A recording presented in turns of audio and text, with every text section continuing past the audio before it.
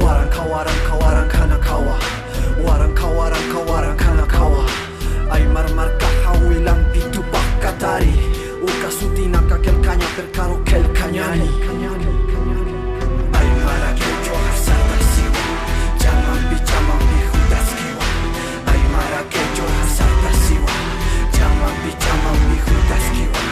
Aymar aquello hasarda siwa. Bienvenidos sean a un nuevo video de Fanhammer 40000. Hoy hablaremos de la Guardia del Sol.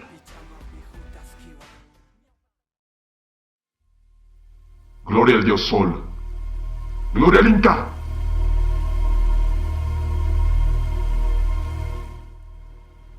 Aunque presentados y aceptados como hijos de Rufod Guilliman, los Guardias del Sol no son su progenie.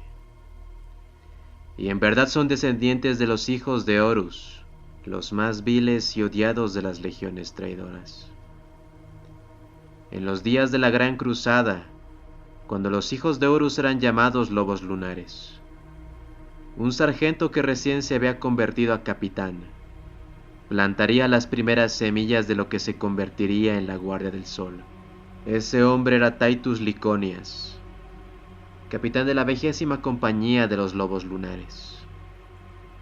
Titus había sido reclutado en la propia Terra durante los primeros días de la Gran Cruzada como hermano de batalla de la 4ª compañía, y durante la primera pacificación de Luna demostró ser un guerrero y un líder mucho más grande de lo que sus instructores habían supuesto inicialmente, y fue ascendido al rango de sargento del 5º escuadrón de la 20ª compañía. Cuando el primarca Horus fue redescubierto por el emperador de la humanidad, Liconias estaba encantado de conocer a su padre genético, pero su lealtad finalmente permaneció con el propio imperio.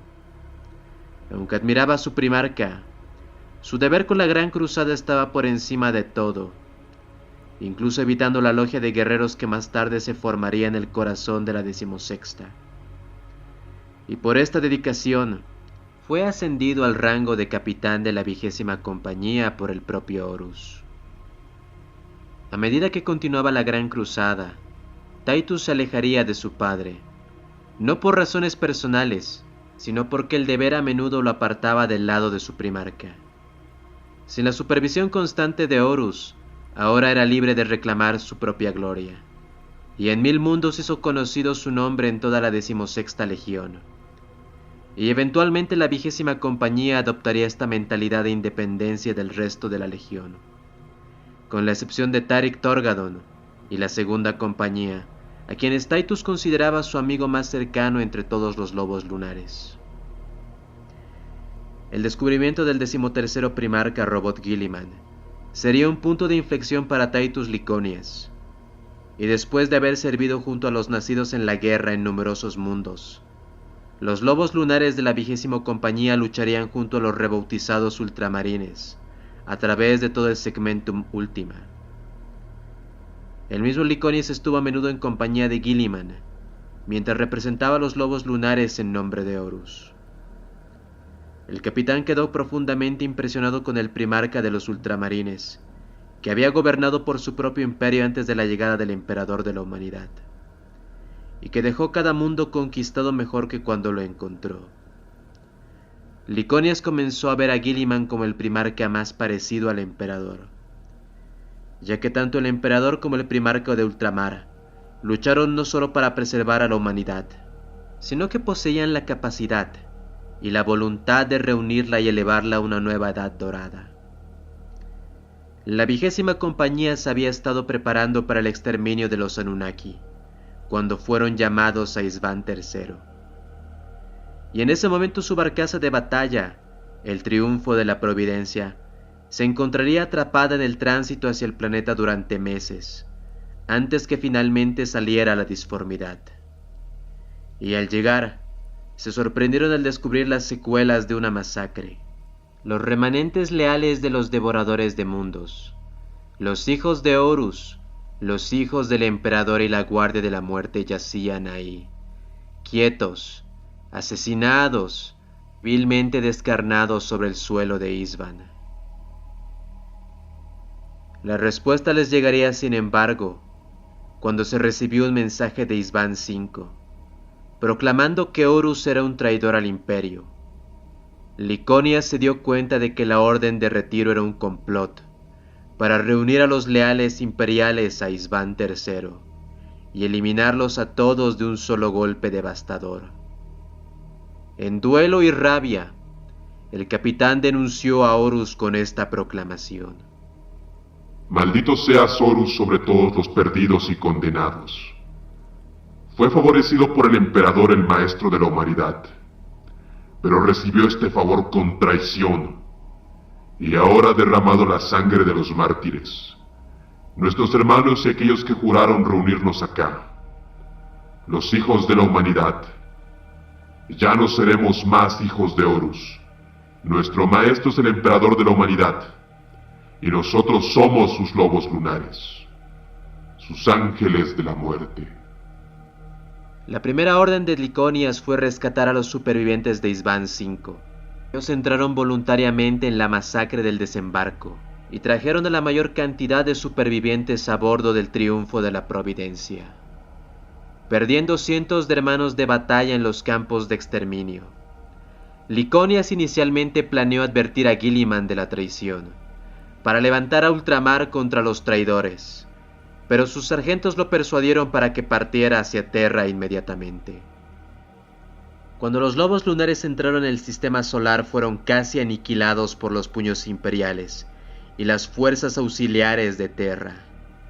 Liconias, al darse cuenta de su precaria posición, permitió que Rogal Dorn abordara el Triunfo de la Providencia. El pretoriano de Terra quizás esperaba encontrar a los hijos de Horus completamente armados y listos para luchar. En cambio, encontró a los últimos lobos lunares, astartes leales y soldados del imperio de la humanidad. Cuando se le preguntó por qué había entrado en el sistema solar, sabiendo los riesgos que había corrido para llegar allí, Liconias simplemente reiteró su juramento al emperador de la humanidad. Convencido de la lealtad del capitán, Rogal Dorn lo asignó a él y a su compañía a la defensa de Terra. La 20ª compañía de los lobos lunares luchó contra las fuerzas traidoras con una furia diferente a la que había sentido durante la Gran Cruzada, llevándose 10 veces al enemigo con ellos a su tumba. Cuando los otros leales llegaron para romper el asedio y el emperador fue enterrado en el trono dorado, quedaron menos de 100 de su compañía. Estaban ansiosos por unirse a la gran limpieza, pero Robot Guilliman, el nuevo Lord Comandante del Imperio, les indicó en su lugar que el Segmentum Tempestus, donde los Anunnaki habían comenzado a expandir su imperio en los reinos de la humanidad, se rebautizaron a sí mismos como la Guardia del Sol y se inscribieron en los registros imperiales como sucesores de los ultramarines por proclamación de Guilliman. Y por este acto, la recién bautizada Guardia del Sol declaró a Robut como su verdadero primarca y renunciaron a todo vínculo que les quedaba con los hijos de Horus. Armas, iconografía y reliquias fueron deshechas. La incipiente Guardia del Sol emprendió la cruzada contra los Anunnaki, junto con otros capítulos de la Segunda Fundación. Y su primera batalla fue en Wanaku, un remanso que los asquerosos alienígenas habían conquistado con facilidad. Liconias luchó junto a la Guardia Imperial recién formada y la población humana nativa, matando a los Anunnaki sin perdonar a hombre, mujer o niño. Los wanacuanos aclamaron a la Guardia del Sol como sus salvadores y coronaron a Titus como el primer Pacha Inca, bajo un nuevo nombre, Titus Amaru. La Guardia del Sol rápidamente reclamó Wanaku como su nuevo mundo natal y se reincorporó a las guerras Anunnaki. Y después de sufrir muchas bajas contra los alienígenas, se vieron obligados a regresar a este para reconstruir sus fuerzas. Y bajo la administración de la Guardia del Sol, el mundo montañoso y oceánico de Wanaku fue reconstruido en un mundo civilizado adecuado. Las aldeas pequeñas se transformaron con alta tecnología, y las poderosas ciudades se volvieron más poderosas que antes. El arte y la cultura wanacuana prosperaron como nunca lo habían hecho antes en los últimos 10.000 años. y sobre las montañas más altas, los artífices del cabildo colocaron las primeras piedras de Hatun Pichu, la futura fortaleza monasterio de los guardias del sol. Titus Amaru lucharía en muchas más guerras contra las legiones traidoras. Su última batalla fue contra la Legión Negra en Cadia durante la Primera Cruzada Negra, donde cayó ante el príncipe demonio Pizarro, quien se convertiría en un enemigo constante de la Guardia del Sol. El cuerpo y las reliquias del Pacha Inca fueron devueltos a Huanacu, y sus progenoides fueron selladas en las bóvedas más profundas de Hatun Pichu, esperando la llegada de un digno sucesor de la semilla genética del primer Guardia del Sol, Titus Amaru. La primera batalla mejor documentada de la Guardia del Sol ocurrió en el año 323 del milenio 33, cuando el mundo civilizado de Asturias fue invadido por la Legión Negra, bajo el mando del Señor del Caos Héredas. Asturias se habría perdido ante los ejércitos de los poderes ruinosos, no fuese por la rápida acción de la Guardia del Sol y el Ordo Maleus. Antes de la invasión de Asturias, la flota de Héredas se enfrentó a la flota de batalla La Florencia, fuera del sistema de Asturias. La flota caótica se detuvo solo unos días, pero fue tiempo suficiente para reunir a los regimientos imperiales de todo el sector Florencia. La armada imperial finalmente se retiró, y Héredas continuó su avance sobre Asturias. Tan pronto como llegó el Señor del Caos, sus legionarios negros aterrizaron en el planeta. Habrían tomado en cuestión de horas, si no fuera por la Guardia Imperial. El general Cristóbal de Sarmiento de las Falcatas Asturianas había apuntalado apresuradamente las defensas planetarias, y de haber tenido más tiempo habría convertido a Asturias en un baluarte. La Guardia resistió durante una semana a pesar de las abrumadoras probabilidades, pero Héredas y su ejército de cultistas, marines espaciales del caos y demonios, pudieron tomar la ciudad capital de Córdoba. El único bastión viable que les quedaba era la ciudad de Sanguinio, una ciudad portuaria en la isla de San Olanio. Y en la segunda semana finalmente llegó la flota de la liberación. Con ella, la Guardia Imperial, el Ordo Maleus y los Caballeros Grises, además de estar acompañados por la segunda compañía de la Guardia del Sol. Y bajo el mando del capitán Manco Menaute, la segunda compañía cayó sobre la Legión Negra, como impulsada por una furia sagrada, y dondequiera que fuesen, los traidores fueron completamente aniquilados, y ninguna baja sufrida fue demasiado grande para ellos. El inquisidor Yvon Van Damme, del Ordo Maleus, quedó impresionado por su celo, y solicitó que dirigiera su próximo ataque sobre la ciudad capital de Córdoba. Con el respaldo de los Caballeros Grises bajo su supervisión, Manco Menaute estaba dispuesto a complacer, pero requería más detalles. Van Damme explicó que Héredas había llevado a cabo ataques similares en planetas en un patrón hexagamático alrededor de Asturias, y había llegado a sospechar que el Señor del Caos tenía planeado algún tipo de ritual. La invocación de algún príncipe demonio era su conjetura más realista. Satisfecho con la respuesta del inquisidor, Manco estuvo de acuerdo con el plan de Van Damme y preparó a sus hombres para el próximo ataque. El martillo cayó sobre las puertas de Córdoba cuando la Guardia del Sol y los Caballeros Grises lanzaron su asalto.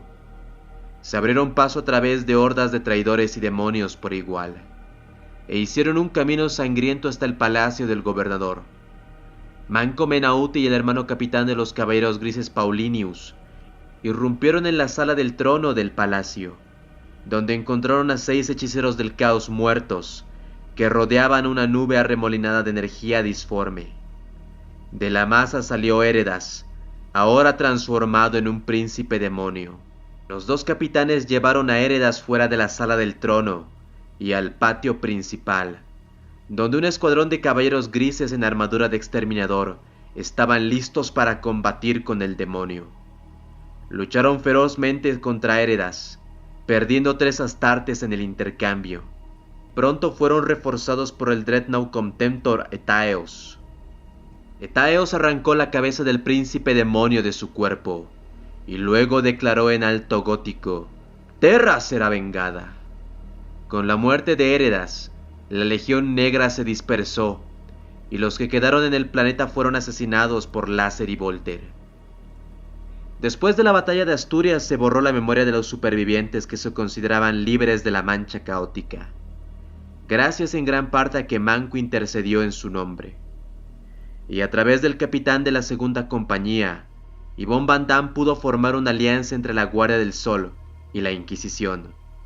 Manco Menaute fue aclamado como un héroe a su regreso al planeta Wanaku y ascendido a capitán de la primera compañía, que había quedado vacante tras la muerte del anterior capitán de la primera compañía durante una batalla con los orcos en el mundo forja de Graia.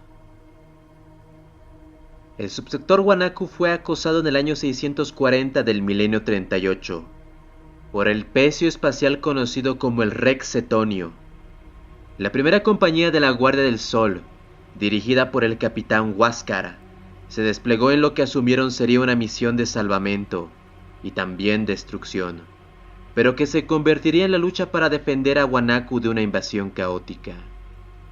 La aparición del Rex Cetonio había pillado desprevenidos a todo el sector, y como la flota de batalla llamada Colombia aún tenía que reunir a sus fuerzas, la Guardia del Sol desplegó su flota y la primera compañía para contener al pecio espacial antes de que llegara a un sistema civilizado.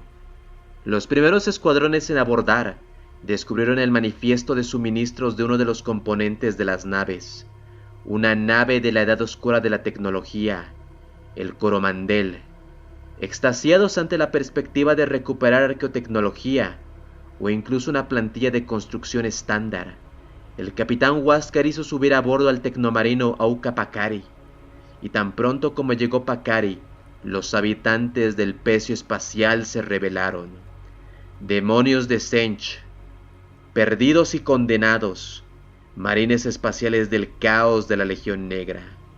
Y así pues, los veteranos del capítulo casi fueron invadidos por los herejes, pero Huáscar y el sargento más veterano Sumac pudieron reunir a los astartes en sus posiciones y mantener a raya a los sirvientes de los poderes ruinosos. Pronto se envió un mensaje astropático a Wanaku, advirtiendo a la Guardia del Sol que la Legión Negra estaba a bordo del Rex Cetonio. No mucho después de que se enviara la llamada de socorro, un crucero de asalto de los puños imperiales transportaba los puños de Dorn, la primera compañía de élite del capítulo. Los puños imperiales habían estado cerca cuando se difundió la noticia del pecio espacial, y movilizaron a los puños de Dorn para buscar las reliquias perdidas del capítulo en el Rex Cetonio. La Guardia del Sol se sintió aliviada de tener refuerzos de cualquier capítulo, por lo que rápidamente formaron filas con los puños imperiales y empujaron a los legionarios negros hacia las profundidades del casco espacial. En un momento de calma, Huáscar llegó a un entendimiento con Orestes Spirodon, el capitán de los puños imperiales, y acordó dividir lo que pudieran de rescatar entre ambas compañías veteranas. Y mientras que el bibliotecario Tupac Amaru lideraba la búsqueda para recuperar la tecnología de la Edad Oscura, Huáscar y Spirodon lideraban la otra mitad de sus fuerzas combinadas más profundamente en las extrañas del Rex Cetonio, para purgar a los demonios y herejes. Abrieron un camino de sangre a través de las oleadas de horrores y cultistas de Zench, y se adentraron en el núcleo del pecio espacial, una nave alienígena de origen desconocido. Los astartes pronto se encontraron con los habitantes alienígenas originales, ahora juramentados a los poderes ruinosos, y lucharon contra ellos a través de los profundos corredores y antecámaras. Los Xenos mataron a muchos hermanos de batalla, reduciendo el número de guardias del Sol en el destacamento de Huáscar a solo 15, y sus aliados de los puños de Dorn a solo 20. Huáscar y Spirodon descendieron aún más a las profundidades del Rex Cetonio, y llegaron a la nave alienígena, donde encontraron al señor de la invasión, el príncipe demonio Pizarru, el asesino de Titus Amaru. Los marines espaciales lucharon contra el demonio en el corazón del pecio espacial, y casi fueron asesinados hasta el final. Pero cuando Huáscar cayó, Sumac tomó su martillo de trueno y mató a Pizarro, desterrando al príncipe demonio de regreso a la disformidad. Los legionarios negros pronto cayeron en las luchas internas sin Pizarro, para mantener a raya a los campeones del caos, pero siguieron siendo un peligro constante mientras los supervivientes se dirigían a su cita. En la sección Coromandel del Pecio Espacial, Túpac Amaru recuperó una base de datos de una plantilla de construcción estándar, que contenía los esquemas de varios patrones de tanques de batalla. Los puños imperiales habían entrado en otra sección, donde recuperaron la lanza áurica, un arma supuestamente empuñada por el propio Rogal Dorn, y tan pronto como llegaron a la cita, fueron teletransportados con la misma rapidez fuera del Rex Cetonio. La flota de batalla La Colombia, que había llegado solo unas horas antes, luego abrió fuego contra el Pecio Espacial, pero antes de que pudieran dar el golpe mortal, el Rex Cetonio hizo una transición de regreso a la disformidad. Después de esta campaña, la Guardia del Sol desarrolló el Predator Vanisher y el Land Rider Executor. Entregaron parte de la base de datos al Adeptus Mecánicos, pero se negaron a darles los diseños de sus nuevos carros de combate. Y sin embargo, el diseño del Predator Vanisher se compartió con la Inquisición, que lo incorporó a sus militantes de cámara, siendo la Death Watch el benefactor más notable de este intercambio. Y cuando la noticia de la 13ª Cruzada Negra de Abaddon llegó a Wanaku, la Guardia del Sol respondió a las súplicas de ayuda de Cadia, junto con capítulos como los Lobos Espaciales y los Puños Imperiales. Todos menos 4/5 de la 10ª Compañía y un puñado selecto de veteranos del capítulo designados para sobrevivir, se desplegaron inmediatamente en Cadia para enfrentarse a sus enemigos más odiados. Desplegada en la ciudad de Casbirn, la Guardia del Sol descendió sobre la superficie de Cadia, ardiendo con gran ira y furia justiciera. Mantuvieron la ciudad impaciente y celosamente guardada contra las hordas de saqueadores. Pero durante los últimos días fueron derrotados por el demonio renacido, aquel con el que ya se habían enfrentado antes, Pizarro, y su nueva partida de guerra. Ya agotados por días sin descanso, la Guardia del Sol se vio repentinamente acosada por infiltrados de la Legión Alfa, a quienes parecían combatir a un gran costo, pero esto fue simplemente una artimaña, y los hijos de Wanaku fueron rápidamente asediados por el príncipe demonio de Tzeentch y sus exterminadores. Manco Inca y su guardia de honor salieron a enfrentarse a Pizarro en un último esfuerzo por salvar a Casbirn, pero el Pacha Inca fue quemado vivo en fuego disforme, y a medida que los horrores de Tzeentch ahora invadían la ciudad, la devastada y maltratada Guardia del Sol se vio obligada a evacuar con la mayor cantidad posible de civiles supervivientes y guardias imperiales. Pacari, el capitán de la 4ª Compañía, lideró el vuelo hacia su flota, incluso cuando se batía en duelo con la armada maldita de la Legión Negra. Y entonces, para horror de la Guardia del Sol superviviente, se encontraron con Abaddon. Y después de la caída de Cadia, la Guardia del Sol regresó rápidamente a Wanaku para recuperar sus fuerzas. Hicieron que los mortales sobrevivientes fueran evaluados por sus bibliotecarios en busca de contaminación caótica, y aquellos que se consideraron puros fueron entregados a la Inquisición para ser reclutados en el Astra Militarum. En ese momento Pacari fue nombrado Pacha Inca, ya que era el capitán sobreviviente de mayor antigüedad.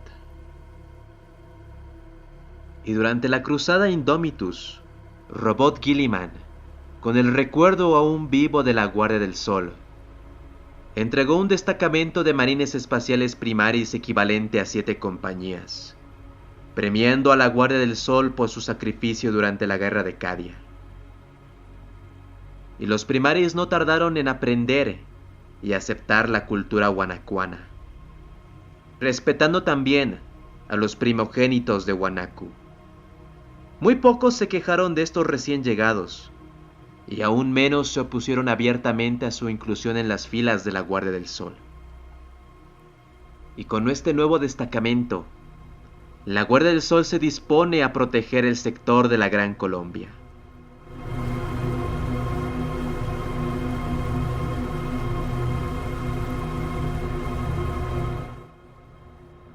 Guanaco es conocido alternativamente con el nombre de Caipacha. Es el mundo verde natal de la Guardia del Sol y la capital del subsector Andae, ubicado en el Segmentum Tempestus. Es famoso en todo el sector Colombia por sus anillos formados a partir del cadáver de su antigua segunda luna. La mayor parte del planeta está cubierta por un gran océano, con dos continentes masivos llamados Hatumpacha, donde reside la Guardia del Sol, y Uraipacha. Gran parte del planeta está cubierto de una sabana y una jungla, y en la columna vertebral del continente descarga la cordillera del Hanansuyu, que cuenta con una multitud diversa de climas, desde llanuras nevadas hasta desiertos abrasadores. Las tierras bajas de Guanaco albergan una miríada de tribus que viven cerca de los estándares del mundo salvaje. Y si bien muchos de ellos son hábiles agricultores, los habitantes de las tierras bajas que viven en lo profundo de las selvas son salvajes, ya que han evitado la vida bajo los antiguos apus e incas para preservar su forma de vida en el corazón de la selva. Son una raza violenta que sobrevive a los mastojaguares y titanacondas e incluso a otros hombres, y en sus milenios en la jungla se han convertido en hábiles cazadores de cabezas y asesinos mortales. A menudo son los favoritos en las pruebas de la selección de la Guardia del Sol, superando en algunas ocasiones a los hijos nobles de los orejones para competir por un lugar entre los astartes. Si uno viera las tierras bajas primero, contemplaría las tierras altas del Hanansuyu con un gran asombro. Atrás quedaron las chozas de paja y las tribus aisladas, porque donde quiera que uno mire, puede ver todos los signos de una civilización avanzada y poderosa. Grandes ciudades y humildes aldeas dominan los valles y mesetas, todo mezclado con la tecnología imperial. Al otro lado de las montañas del Hanansuyu, una red de carreteras bien mantenida y bien protegida garantiza viajes, comercio y comunicación seguras, incluso entre los pueblos más remotos de las tierras altas. Los pastores guían su ganado a través de las colinas y caminos traicioneros, temiendo solo a los depredadores menores, como los lobos carniceros, y las granjas en terrazas se alinean en las laderas de las montañas, desafiando a la gravedad del planeta, que de otra manera no podrían cultivarse. La ciudad capital del Cusco es una maravilla para las visitas, techos dorados y paredes de piedra blanca, imponentes montañas y grandes templos, calles bulliciosas y luz radiante. Todos estos actúan en perfecta armonía en medio de la Ciudad del Sol. Los guanacuanos son un pueblo resistente y trabajador, aunque en su mayoría agricultores y artesanos. Poseen un profundo espíritu guerrero que los impulsa a alcanzar la gloria para ellos y su gente. En tiempos de guerra pueden explotar su conocimiento del terreno y su habilidad para atravesar montañas con destreza para devastar al enemigo. Toda familia, ya sea campesina o noble, envía al menos un hijo a los yachayhuasi, las casas del saber, para recibir una educación formal y ser entrenados como atletas para las pruebas de selección de la Guardia del Sol. Es la ambición de toda familia tener un hijo elegido para ascender al Adeptus Astartes, y los que reciben ese honor son pocos, pero bien merecidos. Y muy por encima de la ciudad de Cusco se encuentra el Hatumpichu, la ciudad sobre las nubes, la fortaleza monasterio de la Guardia del Sol, el pico más alto de Guanaco, construido en los días posteriores a las guerras Anunnaki. Sus arquitectos lo construyeron para ser tanto el portador de la imagen de la majestad de Guanaco, como un bastión impenetrable de los ángeles de la muerte del emperador. El torreón dorado, con la forma de la cabeza de un ídolo terrano antiguo, se asienta en el pico más alto, y de su desembocadura fluyen las aguas de la Marumayu, el río más grande de Guanaco. Asaltar Hatun Pichu es un intento suicida. Cañones láser, flak, lanzamisiles en las montañas circundantes niegan al enemigo el control del aire y el poder interrumpir el estilo del dios emperador Sol. Aquellos que asalten la fortaleza monasterio por tierra deben subir los escalones de hacia el sol, una escalera larga y empinada que está flanqueada a ambos lados por almenas y emplazamientos de torreones.